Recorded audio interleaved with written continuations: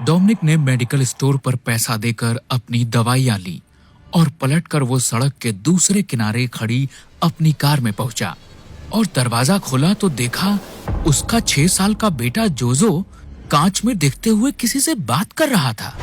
Dominic ने बैठते हुए प्यार से पूछा, किससे बात कर रहे हो जोजो? दादी से। अच्छा, क्या बोल रही है तुम्हारी दादी? डोमिनिक ने कार को स्टार्ट करते हुए पूछा। बोल रही है जल्दी तुम्हें अपने साथ ले जाऊंगी जोजो। झटके से डोमिनिक ने उस ओर देखा तो उसके रोंगटे खड़े हो गए। वहाँ एक गोवन सिमेट्री थी जहाँ दूर दूर तक कोई इंसान नहीं था। तो फिर जोजो किससे बात कर रहा है? डोमिनिक ने खुद से सवाल किया। तभी जोजो ने हाथ हिलाया और बोला, बाय दादी।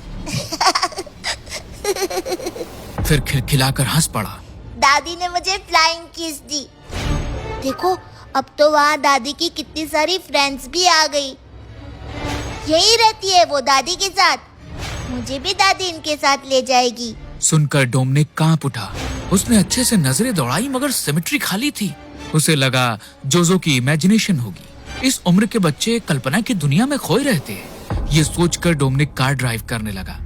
जोजो चलती कार से देख रहा था बहुत से मरे हुए लोगों के बीच खड़ी दादी उसे हाथ हिलाकर बाय कर रही थी। अगले दिन डोमिनिक जोजो को घर ले जाने के लिए पंजिम पब्लिक स्कूल गया तो उसके पैरों तले जमीन खिसक गई। आपकी बेटी को तो उसकी दादी ले गई। सुनकर डोमिनिक फट पड़ा। मेरी माँ को मरे 10 साल हो चुके हैं, फिर वो कैसे मेरे बेटे को स्कूल से ले जा सकती हैं? सुनते ही मैनेजमेंट में हाहाकार मच गया। गोवा पुलिस को बुलाया। तभी डोमिनिक के दिमाग में आया, दादी कल भी जोजो ऐसा ही कह रहा था, कहीं वो। तुरंत डोमिनिक अपनी कार में बैठा और पागलों की तरह ड्राइव करता हुआ गोवन सेमेट्री में पहुंच गया। वहां चारों ओर मौत का सन्नाटा पसरा था। डरते हुए उसने जोजो को पुकारा। कहीं दूर से उसे जोजो की आवाज सुनाई दी, डैडी ढूंढो मैं कहाँ हूँ। तुरंत डोमिनिक आवाज की दिशा में दौड़ा। नई पुरानी कब्रों के बीच में गिरता पड़ता डोमिनिक एक जगह पहुंचा तो उसके हाथ पैर ढीले हो गए। उसने देखा इस वीराने कब्रिस्तान में जोजो एक कब्र के पास बैठा होमवर्क इस तरह से कर रहा था जैसे कोई होमवर्क करने में उसकी हेल्प करा रहा हो। जोजो डोमिनिक को देखकर बहुत खुश हुआ और बोला, देखो दादी, मैंने कहा था ना डैडी मुझे ढूंढ लेंगे। घर पर भी जब हम हाइड एंड सीक खेलते हैं डैडी हमेशा मुझे पकड़ लेते हैं। डोमिनिक का गला सूख गया ये सोच करके, कौन है यहाँ? किससे बात कर रहा है जोजो? डोमिनिक ने अपने सूखे होठों पर जबान फेरी और बोला, जोजो मम्मी घर पर परेशान हो रही होंगी बेटा, घर चलो। जोजो ने होमवर्क करते हुए बोला, अभी दादी मुझे होमवर्क करवा रही है ना, अब बाद में आना। डोमिनिक आगे बढ़ने वाला था कि जोजो पास में बैठी दादी से बोला, लो होमवर्क तो हो गया दादी, अब मैं जाऊँ? कल फिर आप मुझे होमवर्क करवाना। हाँ। भूतहा दादी बड़े प्यार से जोजो के सिर पर हाथ फेरते हुए सहमति में सिर हिला दिया था। जोजो दादी को गले लगाते हुए कहता है, आई लव यू दादी। वो इमोशनल होकर कस के जोजो को गले लगा लिया था।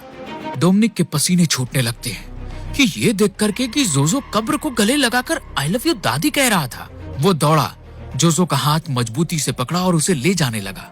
तो जोजो ने अपना हाथ खींचा और बोला, दादी को बाय तो करने दो। कब्र के पास बैठी दादी बड़े प्यार से जोजो को बाय करती। जोजो को दिखाई दे रही थी। डोमिनिक को दिख रहा था जोजो कब्र को बाय कर रहा था। घबराया डोमिनिक जोजो को गोद उठा लिया और पागलों की तरह जोजो को गोद में लिए भाग उठा। जब घर पर जोजो की माँ मारिया को पता चला तो वो चीख उठी, वो तुम्हारी माँ की आत्मा कैसे हो सकती है डोमिनिक? तुम्हारी माँ की डेथ तो मुंबई में हुई थी, उसके बाद तुम गोवा में आए थे, हमारा प्यार हुआ और शादी की। हम तो कभी उनकी कब्र पर भी नहीं गए। फिर कैसे जोजो से पहचान कर दादी कह सकता है? ये जरूर कोई डेविल है जो हमारे बेटे के पीछे लग गई है। हमें ये घर और स्कूल दोनों बदल लेने चाहिए। वही किया। वो लोग पंजिम शहर के दूसरे कोने में रहने चले गए और जोजो नए स्कूल में जाने लगा। जोजो ने भी दादी के बारे में बात करना बंद कर दी। डोमिनिक और मारिया ने चैन की सांस ली।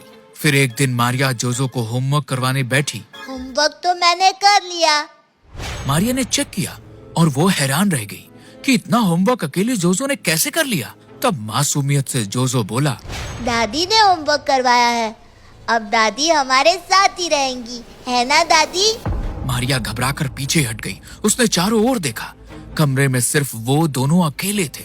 मगर जोजो ने देखा पास में बैठी दादी प्यार से उसके सिर पर हाथ फेर रही थी।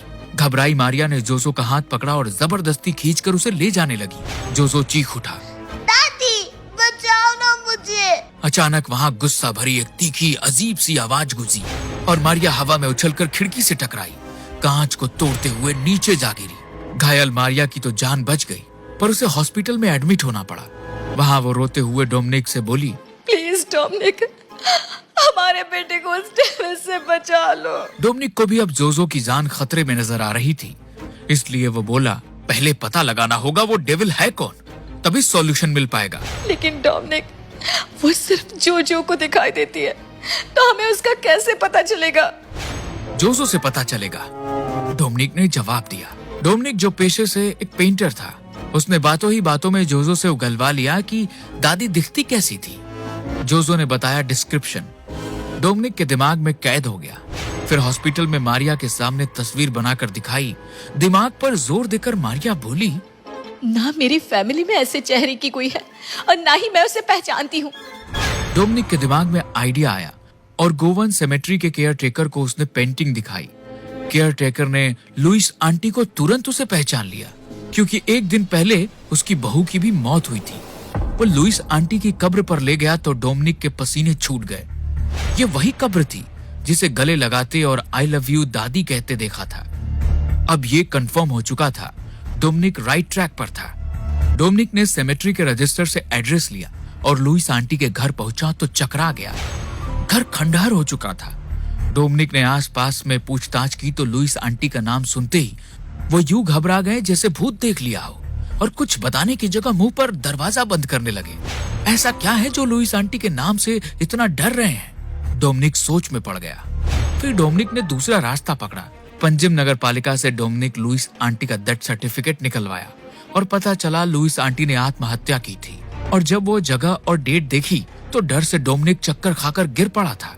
जिस दिन जोजो पैदा हुआ था उसी दिन और उसी हॉस्पिटल में लुइस आंटी ने आत्महत्या की थी।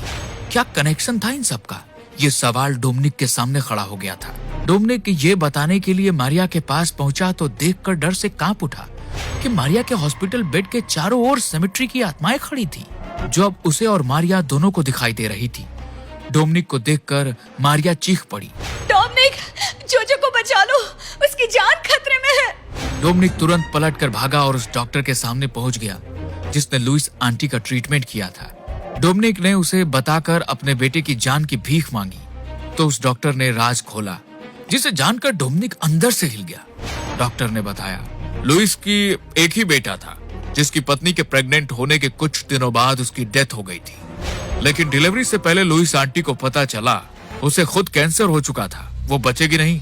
ये बात उसने अपनी प्रेग्नेंट बहू से छिपाई, लेकिन डिलीवरी के दौरान बहू की डेथ हो गई, पर जो बेटा जन्मा वो बच गया था। लुइस इस टेंशन में भी कि उसके मरने के बाद पोते का क्या होगा। उसी दिन तुम्हारी वाइफ मारिया की डिलीवरी हुई थी, लेकिन बच्चा मरा हुआ पैदा हुआ था। तब लुइस आंटी को एक रास्ता सूझा। उसने अपने पोते को तुम्हारे मरे बच्चे से बदल लिया ताकि उसका भविष्य बन सके। जब इस बात का पता हॉस्पिटल को पता चला तो लुइस ने आत्महत्या कर ली। तब हॉस्पिटल अपनी रेपुटेशन बचाने के लिए चुप रह गया। अब डोमिनिक को सारी बातें समझ आने लगी कि लुइस की आत्मा सेमेट्री में भटकती थी, लेकिन उस दिन मेरे साथ जोजो को देखकर लुइस आंटी समझ गई कि जोजो उसी का पोता था, इसलिए वो अपने पोते के पीछे लग गई। अब डोमिनिक को याद आया कि पहले दिन जोजो ने कहा था कि दादी जल्दी उसे अपने साथ ले जाएंगे। पैनिक्ड डोमिनिक घर के लिए दौड़ा। पहुंचा तो उसके होश उड़ गए। जोजो छत की मुंडेर पर खड़ा था, जैसे कूदकर अपनी जान देने वाला हो। डोमिनिक चीखता हुआ छत पर दौड़ा और जोजो को जकड़ लिया। अगले पल डोमिनिक चीखकर अलग हो गया। उसने छत पर बने पिलर को जकड़ा था। तभी डोमिनिक की नजर सड़क पर पड़ी तो वह डर कर चीख पड़ा और जोजो को पुकारने लगा, क्योंकि जोजो लुइस आंटी की उंगली पकड़े हुए जा रहा था। डोमिनिक पागलों की तरह दौड़ता सड़क पर आया तो दूर दूर तक किसी का नामो निशान नहीं था। कहाँ लेकर गई होगी वो शैतान मेरे बेटे को? खून नहीं है वो मेरा तो क्या, अपना खून समझकर तो पाला है। अब डोमिनिक को एक ही जगह समझ आई जहाँ लुइस आंटी जोजो को ले जा सकती थी। डोमिनिक सेमेट्री में पहुंच गया। चारों ओर डरावना सन्नाटा था, लेकिन जोजो की चीख गूंज उठी, डैडी मुझे बचा लो। डोमिनिक पागलों की तरह गिरता पड़ता वहां पहुंचा तो उसके पैरों तले जमीन खिसक गई और विश्वास नहीं हो रहा था। सामने लुइस आंटी की कब्र थी और उस कब्र के अंदर धीरे धीरे जोजो धंस रहा था, जैसे दलदल के अंदर धंस रहा हो। वो डोमिनिक को देखकर रो पड़ा। डैडी मुझे बचा लो, मुझे नहीं जाना दादी के साथ, प्लीज डैडी मुझे बचा लो। डोमिनिक दौड़ा और कब्र में धंस रहे जोजो को हाथ पकड़कर बाहर खींचने लगा, लेकिन जोजो कब्र में धंसता जा रहा था। डोमिनिक ने पूरा जोर लगाया, लेकिन वो जोजो को धंसने से नहीं रोक सका। जोजो पूरा कब्र में समा गया। तब डोमिनिक ने वहीं पड़ा फावड़ा उठाया और पागलों की तरह लुइस की कब्र खोदने लगा। डोमिनिक भी पागलों की तरह कब्र खोदता ताबूत तक पहुंच गया और ताबूत खोला तो चीखकर रो पड़ा। ताबूत में जोजो के कपड़े पड़े हुए थे, लेकिन जोजो का नामो निशान नहीं था। कहाँ गया जोजो? क्या हुआ जोजो का? ये एक अनसुलझा रहस्य बनकर रह गया। डोमिनिक और मारिया अब हमेशा लुइस की कब्र पर जोजो के लिए फूल चढ़ाने आने लगे थे। वो जब भी आते उन्हें अलग अलग कब्रों में दौड़ते खेलते जोजो की आवाज सुनाई देती थी, जैसे कब्रों की दुनिया में जोजो खेल रहा हो।